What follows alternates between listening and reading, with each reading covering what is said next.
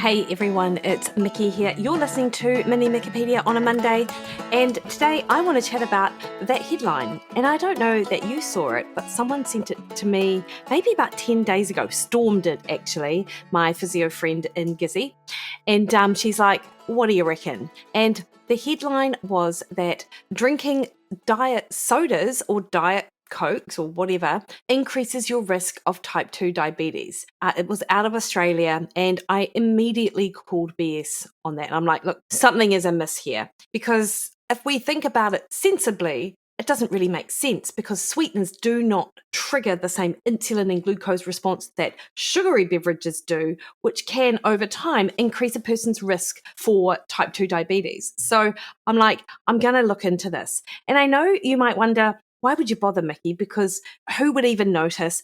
What does it even matter? But it does matter, because if people get wind of this idea that drinking diet sodas is as bad for you as drinking sugary beverage, then they may likely be steered towards the sugar-sweetened beverages as opposed to the diet beverage. And honestly, that would be way worse than any diet beverage would be from a metabolic health perspective. So I'm like, what is happening in this study that makes them claim that? And how can I tease apart and actually get some sort of answers here? So just to bring you up to speed, if you're not familiar, there was an Australian study that was published in the Diabetes and Metabolism journal. This was just last week, that linked both sugar-sweetened beverages and artificially sweetened beverages to a higher risk of developing type 2 diabetes. And it seemed pretty impressive, right? Over 36,000 people were followed for nearly 14 years. However, the devil is always in the details when it comes to this type of research. So first, this type of study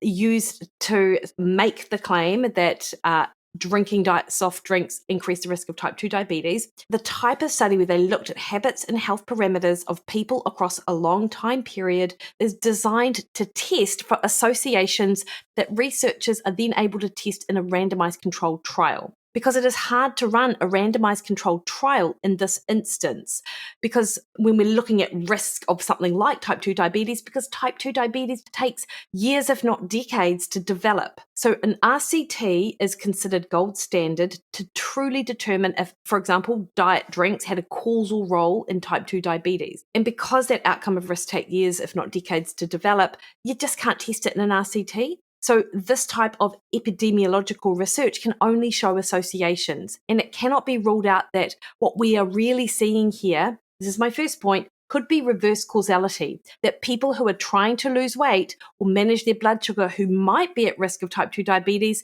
may be more likely to drink diet soda as part of the strategy. And so it's not that the diet soda was the cause of the diabetes. And a good metaphor to sort of use here is if, for example, your house is on fire and you call the fire brigade and they come to put the fire out and they're at the scene of the crime, someone might go, well, every time there's a fire truck there. So is it the fire truck that's causing the fire? Clearly it isn't, right? And so that's reverse causality in sort of action. So we cannot rule out the fact that people who are at risk of type 2 diabetes will just be choosing to drink diet soda as a way to sort of mitigate that risk. But you never know which is which, right? In the context of this particular research, we can look at similar studies, and there are ones available, other population-based research, which do in fact show a similar finding. However, those studies do suffer from the same limitations, which I will work you through in the next couple of minutes. So you cannot rely on a study like this to give you these clear outcomes. For what it's worth, there are other large-scale trials which show a completely different relationship. So do bear that in mind. You also want to think about the mechanism. If diet soft drink increases someone's risk of type 2 diabetes, well, certainly it's clearly not sugar doing the work, right? Because sugar is the thing that does that, and there's no sugar in diet soft drinks.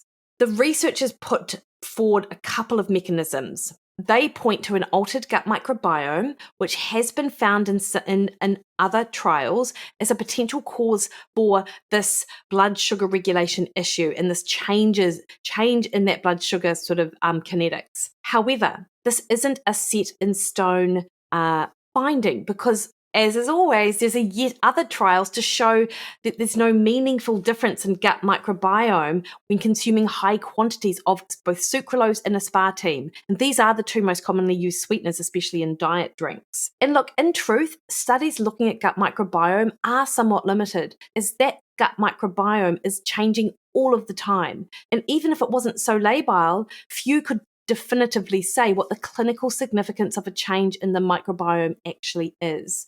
And look, the gut is a super important part of our overall health, but it's very difficult to pinpoint what particular changes in the gut actually mean for overall health outcomes. The researchers of the present study also posited that the change in insulin response when consuming diet sodas could influence type 2 diabetes risk. And they actually referenced a study, but the study they referenced didn't actually show a change in glucose or a change in appetite. And in fact, the authors of the study they referenced suggested diet soda could actually be helpful for glucose regulation, not harmful. And this is not an uncommon finding, actually, that a reference list used to support a claim is actually not supporting the claim that is trying to be justified. So, yes, this paper has been published. Yes, it is referencing other studies. It doesn't have this linear sort of obvious line of truth, if you like, particularly when this completely actually goes against what the authors were trying to justify.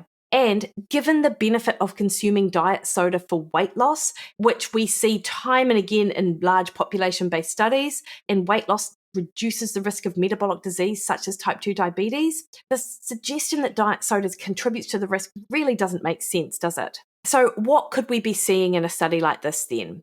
So what the study did was participants were asked once in the early 90s how often they drank sugary or diet soft drinks. They were then followed for around 14 years. No further diet data was collected. Just think about that. Diabetes was self-reported via mailed questionnaires. They were not clinically verified with labs or glucose tests. And the outcome was that they found that people who drank more than one artificially sweetened beverage a day had a 38% increased risk of developing type 2 diabetes. Sounds pretty scary, I know. This was even after adjusting for body mass and waist size. All of that said, this is observational data and not a randomized controlled trial. And the people who drank the most diet drinks weren't metabolically average. In fact, they were more likely to have a higher BMI, more likely to carry central fat, more likely to smoke, less physically active, had poorer overall diet quality, and this was a kicker, notably they still drank more sugar-sweetened beverages than all of the other groups as well. So even though the researchers in research like this adjust for variables, statistical models cannot scrub out all of that overlap. They aren't isolated behaviours or characteristics. They're all part of a broader metabolic pattern. And I mentioned reverse causality above as well, is that people at higher risk of diabetes may drink more diet sodas in an attempt to manage their weight or blood sugar. Interestingly, the link between sugary drinks and diabetes did not disappear once they adjusted for body weight and waist size. This which does reinforce the idea that excess adiposity, not the sugar alone, may be a more direct driver of diabetes risk. But for artificially sweetened beverages, the association did persist, though it was weaker, which headlines spun into proof that diet drinks cause diabetes. And look, as Dr. John Ioannidis, he's a professor at Stanford and one of the most respected critics of medical research, points out in his landmark paper, Why Most Published Research Findings Are False, a small risk increase like the 38% reported in this study are especially prone to bias, confounding, and measurement error. Even when adjusting for known variables, unmeasured or imprecisely measured factors can still distort these results.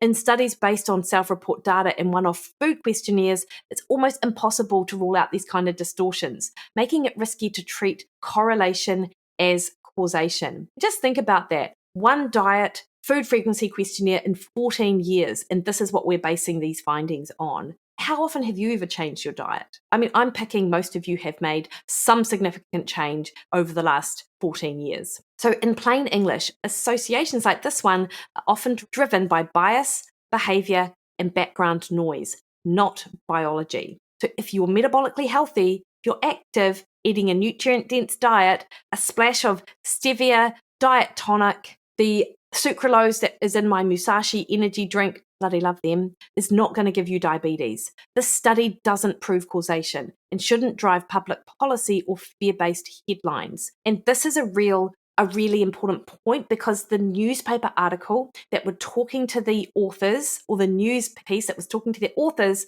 was headed along the line that diet soft drinks should be given a sugar tax the way that sugary sweetened beverages are. I could not even believe that the authors were saying this, that they were literally believing their data. Like, I thought they were smarter than that. Like, just shows how wedded people get to some ideas that they have. As always, what really matters is your overall lifestyle. Of course, your protein intake, your movement, your muscle mass, your sleep, your stress, and food quality, not the fact that you enjoy a diet soft drink. So that's Mini Mikkipedia. I would love to hear if you'd heard of the study, what your thoughts are. Hit me up in the DMs. I'm at Threads, X, and Instagram at Mikki Williden, Facebook at Mikki Williden Nutrition, or head to my website, mickywilliden.com. And you could book a call with me if you like. All right, team, you have the best week. See you later.